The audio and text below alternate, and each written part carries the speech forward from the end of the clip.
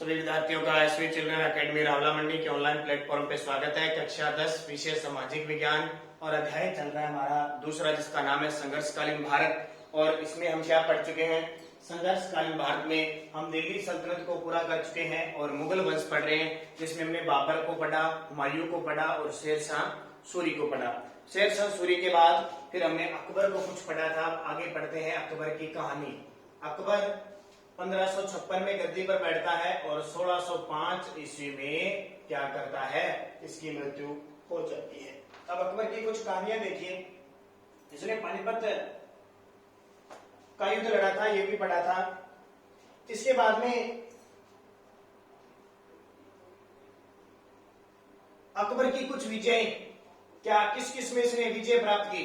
तो एक संगीतज्ञ था बाज बहादुर, संगीतज्ञ बाज बहादुर, उससे इसने मालवा छीन लिया। मालवा, संगीतज्ञ बाज बहादुर से मालवा, चुनार का किला, एक चुनार का किला है और एक गोंडवाना का किला। गोंडवाना का किला, किला होता है दुर्ग, देखिए ना दुर्ग आपने, गढ़, वो। तो संगीतज्ञ बाज बहादुर से मालवा, चुनार, गोंडवाना का किला किसने जीत लिया? अकबर ने जीत लिया। और उसमें सुरजनहाड़ा है, उससे इसने क्या जीत लिया? रणथंभौर जीत लिया। सुरजनहाड़ा से क्या जीत लिया? रणथंभौर। क्योंकि इसके गद्दी पर बैठने के बाद इसने विजय शुरुआत कर दी थी और लगातार क्षेत्रों को ये जीत रहा था। कौन? अकबर। इसके अलावा एक राजा रामचंद्र था, राजा रामचंद्र, भगवान राम ने राजा रामचंद्र, कालिंजर का किला था इसके पास। और ये कालिंजर का किला इस राजा रामचंद्र ने अकबर की अधीनता स्वीकार कर ली और कालिंजर सौंप दिया किसको? अकबर को सौंप दिया। ठीक है, क्योंकि उस समय अकबर बहुत ताकतवर हो गया था। इसके बाद 1570 में मारवाड़ व नागौर के शासकों ने भी क्या कर ली? अधीनता स्वीकार कर ली। ठीक है, कह सकते हैं यहाँ के किले थे वो भी अकबर को सौंप दिए। 1570 में मारवाड़ और नागौर के किले जो हमारे राजस्थान के अंदर है। इसके अलावा मुजफ्फरनगर से गुजरात और दाऊद से बंगाल का क्षेत्र भी अकबर ने ले लिया। मुजफ्फर शाह से गुजरात, मुजफ्फर शाह से क्या ले लिया? गुजरात ले लिया। और बंगाल किससे ले लिया? तो दाऊद खां से बंगाल का क्षेत्र भी अकबर ने ले लिया। दाऊद खां से बंगाल का क्षेत्र भी अकबर ने ले लिया। ये सारे अकबर के जीते हुए क्षेत्र है। किसी ने अधीनता स्वीकार कर ली और किसी ने युद्ध के माध्यम से ले लिया। फिर देखो हल्दी घाटी का युद्ध हुआ। ठीक है, हम हल्दी घाटी का युद्ध जानते हो ना? हल्दी घाटी युद्ध हुआ। सबसे ज्यादा जोर आया अकबर को हल्दी घाटी के युद्ध में महाराणा प्रताप को हराने में। ठीक है, तो युद्ध कब हुआ था? 1576 में हुआ था। 18 जून 1576। किस किस के बीच? अकबर और इधर था महाराणा प्रताप। अकबर का सेनापति था मान सिंह और इसके साथ था आसफ खान।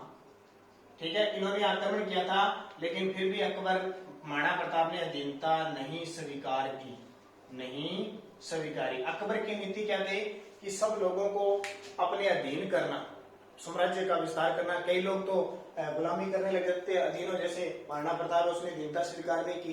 कई शासक थे, उन्होंने अधीनता स्वीकार कर ली, अपने दुर्ग वगैरह सब अकबर को दे दिए। लेकिन महाराणा प्रताप ने अधीनता नहीं स्वीकार की, इसलिए कौन सा युद्ध हुआ? हल्दी घाटी का युद्ध हुआ। लेकिन उसमें भी महाराणा प्रताप को परास्त नहीं कर सके। तो ये सबसे बड़ी बात थी। इसके अलावा देखो काबुल किससे ले लिया? मिर्जा हकीम। बहुत सारे नाम है, थोड़े पढ़ने पड़ेंगे आपको। काबुल, मिर्जा हकीम। कश्मीर यूसुफ, मिर्जा जानी बेग। सिंध क्षेत्र में कौन था? मिर्जा जानी बेग। और उड़ीसा में निसार खां, उड़ीसा में निसार खां। इसके अलावा गंधार में हुसैन मिर्जा, गंधार में हुसैन मिर्जा। फिर खालिद में अली खां, खालिद में अली खां। ठीक है, दोबारा देखो, अकबर हमने शुरुआत की थी 1542 में इसका जन्म हुआ था और पानीपत के द्वितीय युद्ध के बाद ये 1556 में गद्दी पर बैठता है और 1605 में इसकी क्या हो जाती है, मृत्यु। इसने क्या क्या देखो, संगीतज्ञ था, बाज बहादुर से इसने मालवा, चुनार और घोड़वाना का किला जीत लिया। फिर इसने सुरजनहाड़ा से रणथंभौर दुर्ग जीत लिया। राजा रामचंद्र ने अपना दुर्ग जो कालिंगर किला था वो अकबर को सौंप दिया पहले डरते। 1570 में अकबर ने मारवाड़ और नागौर के किलों पर भी अधिकार कर लिया, या नागौर में एक दरबार लगाते हैं। मुजफ्फर शाह से इसने गुजरात ले लिया। दाऊद खान से इसने बंगाल छीन लिया। काबुल से इसने मिर्जा यानी काबुल जो था वहां का शासक था मिर्जा कीम से काबुल भी लिया। यूसुफ से कश्मीर छीन लिया। मिर्जा जानी बेग से सिंध जीत लिया। निसार खान से उड़ीसा जीत लिया। हुसैन मिर्जा से गंधार जीत लिया। अली खान से खालिद जीत लिया। और यहाँ तक कि जब वो हमारे राजस्थान के मेवाड़ पर आक्रमण करता है तो उसे किस युद्ध का सामना करना पड़ता है, हल्दी घाटी युद्ध का सामना करना पड़ता है। हल्दी घाटी युद्ध 18 जून 1576 को हुआ था महाराणा प्रताप और अकबर के बीच। अकबर के सेनापति थे मान सिंह और आसफ खान, लेकिन इस ये मान सिंह अकबर है महाराणा प्रताप को अधीन नहीं कर सके और लगातार इन पे आक्रमण करते रहते थे। तो ये सारी विजय किसकी है, अकबर की। बहुत सारा साम्राज्य इसने स्थापित किया था। ठीक है, तो समझ में आ गई होगी बात, इनको पढ़ना पड़ेगा। जब अकबर का क्वेश्चन आ जाएगा ना अकबर के बारे में बताइए, तो ये सारी बातें लिखनी है, क्योंकि हमें सामाजिक में 90+ नंबर बनानी है ना अगर, तो ये चीजें हमें पढ़नी पड़ेगी, ध्यान रखना। अब जिसके 95, 100, 99 बनते हैं वो भी तो पढ़ते हैं, सारा का सारा किताब को एकदम A to Z पढ़ लेते हैं, तो वो सारा पढ़ना है। और जल्दी आपको पता है आपके विद्यालय भी लग जाएंगे 9 से 12, तो आप उसमें आराम से पढ़ सकते हो। फिर देखो इसके बाद में अकबर ने खानदेश है ना, जो खानदेश, अकबर ने खानदेश का नाम क्या रख दिया, धनदेश रख दिया। ठीक है, खानदेश कहते हैं वहां कृषि क्षेत्र में खूब सारा कर प्राप्त होता था, इसलिए इस खानदेश का नाम बदलकर अकबर ने क्या रख दिया, धनदेश। किसने रखा, अकबर ने रख दिया। उसके अलावा देखो 1600 ईस्वी में अहमदनगर, 1600 ईस्वी में अहमदनगर, अहमदनगर गुजरात में, ठीक है, अहमदनगर की यहाँ पे जो रानी थी, बेगम थी चांद बीबी, चांद बीबी को भी हरा दिया अकबर ने। ठीक है, अहमदनगर की जो रानी कह सकते हैं, बेगम कह सकते हैं, चांद बीबी थी। इस चांद बीबी ने खूब प्रयत्न किया मुगलों से बचने का, लेकिन बच नहीं पाई और इस पर विजय हासिल कर ली। अब बात आती है अकबर का अंतिम विजय अभियान। अंतिम अभियान अकबर का कौन सा था, तो लास्ट बार 1601 में असीरगढ़ विजय थी इसकी।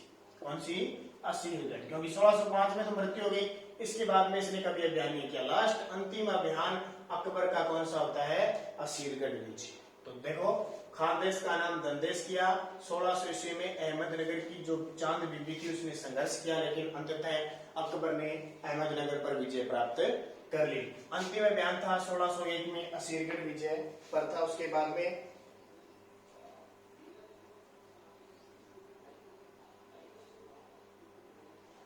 में इसने क्या है, 1584 में गुजरात और विद्रोह को दबाने के कारण, ठीक है, नाम दिया हुआ है गुजरात विद्रोह दबाने के कारण, जो अब्दुल रहीम खान है, अब्दुल रहीम खान, अब्दुल रहीम है, उसको उपाधि कौन सी दी, खान खाना की।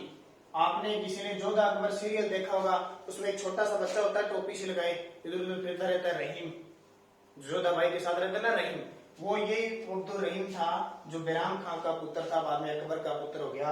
उसे कौन सी उपाधि दी थी, खान खाना की उपाधि। कब, जब इसने गुजरात पर आक्रमण करके और वहां के विद्रोह को कुचल दिया था। ठीक है, और एक नवरत्न था इसका, अकबर के 9 नवरत्न थे। नवरत्न का मतलब 9 रत्न।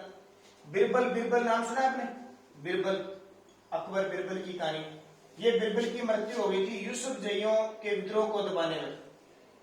यूसुफ जइयों के विद्रोह के दबाने, किसने विद्रोह दबाने गया था सेना लेके, लेकिन बिरबल क्या हो गया, मारा गया।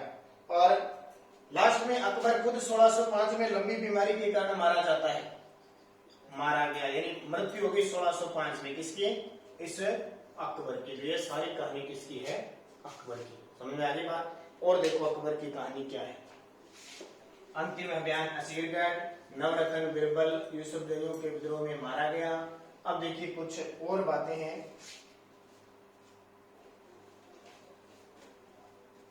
1605 में अकबर की होगी मृत्यु। इसे, इसका मकबरा कहां बना हुआ है, यानी इसकी समाधि कह सकते हैं मकबरा ये बना हुआ है सिकंदरा में। कहां बना हुआ है? सिकंदरा, उत्तर प्रदेश के अंदर है, ध्यान रखना, वहां बना हुआ है। इसके समय में गोवा, इसके समय में गोवा के अंदर पुर्तगाली आ गए थे, गोवा के अंदर पुर्तगाली आ गए थे। ध्यान रखना, हमारे भारत में सबसे पहले कौन आया? पुर्तगाली आगे बढ़ेंगे, और अंतिम में गया भी कौन था? पुर्तगाल। तो पुर्तगाली गए थे अंतिम में। गोवा के पुर्तगाली मिशनरियों को बुलाया उसने धर्मशास्त्र के लिए फतेहपुर सीकरी में। ठीक है, पुर्तगाली ने धर्मशास्त्र की शिक्षा के लिए 1575 में फतेहपुर सीकरी, फतेहपुर सीकरी कहां पे है? उत्तर प्रदेश में, वहां इबादत खाने की स्थापना की। इबादत खाना क्या होता है? वह स्थान जहां सभी धर्मों के लोग आकर इबादत करते हैं, भगवान का स्मरण करते हैं। जैसे हिंदू आगे तो गीता पढ़ेंगे, मुसलमान आगे तो कुरान पढ़ेंगे, बौद्ध धर्म के लोग आएंगे तो बौद्ध धर्म की किताबें पढ़ेंगे, पुर्तगाली आगे तो वो ईसाई धर्म का प्रसार करेंगे। तो सब अलग अलग अपने अपने धर्मों को जानने के लिए 1575 में अकबर ने फतेहपुर सीकरी में इबादत खाने की स्थापना की, और 1581 में उसने दीन ए इलाही, 1581 में दीन ए इलाही धर्म, दीन ए इलाही नामक धर्म का प्रवर्तन किया। धर्म का परिवर्तन, ये दीन ए इलाही धर्म चला दिया। भी कौन कौन इस धर्म में आना चाहते हैं? स्वेच्छा थी, ऐसे नहीं कि आना ही पड़ेगा, यानी खुद अपने अपने धर्म को मान सकते थे, लेकिन फिर भी इन अकबर ने दीन ए इलाही चला दिया। भी इस मुस्लिम धर्म का था, ये मुस्लिम धर्म में कौन कौन शामिल होना चाहता है? कोई होना चाहता है तो अच्छी बात है, नहीं होना चाहता है तो अच्छी बात है। ठीक है, सबसे पहले इस धर्म में सम्मिलित होने वाला पहला हिंदू राजा बिरबल था, क्योंकि हिंदू था ना, हिंदू तो बिरबल था, वो हिंदू था। इसने, इस बिरबल ने ये दीन ए इलाही धर्म, हालांकि इसमें कोई ये था नहीं कि कुरान ही पढ़ा जाए, कोई भी पढ़ सकते हो, लेकिन इस संघ का सदस्य कौन बना था? सबसे पहले हिंदू राजा जो अकबर का नवरत्न था बिरबल बना था। उसके अलावा एक थे शेख मुबारिक, शेख मुबारिक, इन्होंने अकबर को क्या है? अकबर को इनाम आदिल, इनाम आदिल, इन्होंने, शेख मुबारिक है, इन्होंने अकबर को ईमान आदिल, इसको कहते हैं मुजत हिंद, घोषित किया। मुजत हिंद का मतलब हिंदुओं का उद्धार करने वाला भी घोषित कर दिया। हिंदुओं का उद्धार, यानी मुसलमान होने के साथ साथ ये हिंदुओं को भी चाहता था, क्योंकि इसकी एक पत्नी थी ना जोधा भाई, वो हिंदू प्रवृत्ति की थी। तो शेख मुबारिक ईमान आदिल ने इसे घोषित किया। इसके अलावा कुछ और चीजें देखो, बहुत सारे गिरजाघर बनाए इन्होंने। एक जैन मुनि था हरि विजय, हरि विजय जैन मुनि था एक, कौन था? जैन मुनि हरि विजय। इस हरि विजय को उन्होंने एक उपाधि दी थी, कौन सी? जगत गुरु की उपाधि दी थी। बहुत बड़ी बात है, जो देखो मुसलमान होने के बावजूद जैन धर्म के मुनि थे हरि विजय, उनको जगत गिरी की उपाधि दी थी। और 1583 में इलाही संवत चलाया इन्होंने, इलाही संवत, जैसे शक संवत होता है, विक्रम संवत होता है ना, वैसे ही अकबर ने कौन सा संवत चलाया? 1583 में इलाही संवत चलाया, और एक नया कैलेंडर उसे जारी हुआ। कब चलाया? 1583 के अंदर। कब? 1583 में चलाया, यानी ऐसा ही कैलेंडर होता था, ध्यान रखना। तो ठीक है, ये सारा आपका मैन हो गया। और देखें तो अकबर ने राजपूतों को अधीन करने के लिए सुलह कुल की नीति अपनाई। सुलह कुल की नीति, सुलह कुल की नीति क्या होता है? राजपूतों को कह दिया कि स्वेच्छा से दीनता स्वीकार कर लो, या रिश्तेदारी विवाह संबंध बना के कर लो, नहीं तो फिर यानी साझेदारी कर लो, या फिर युद्ध करके जिस क्षेत्र पर अधिकार करता था वो अकबर की क्या थी? सुलह कुल की नीति।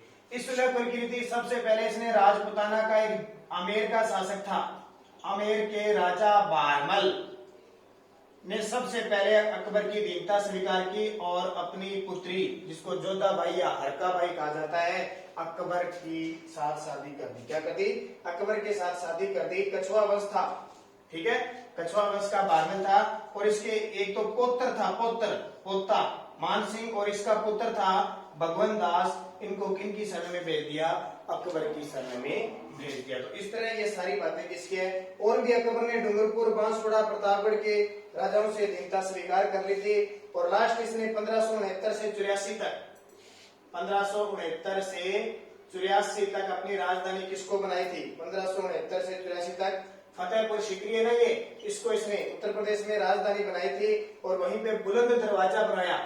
बुलंद दरवाजा बहुत बड़ा, आपसे पूछे भारत का सबसे बड़ा दरवाजा कौन सा ऊंचा, तो बुलंद दरवाजा है। और जो मस्जिद के दक्षिण द्वार पर है, अकबर के गुजरात विजय के स्मारक स्वरूप बनाया था। जब अकबर गुजरात पर विजय प्राप्त करता है तो फतेहपुर सीकरी में इस बुलंद दरवाजे का निर्माण करवाता है। तो ये आपका क्या हो गया, अकबर हो गया। तो शायद याद रह जाएगा।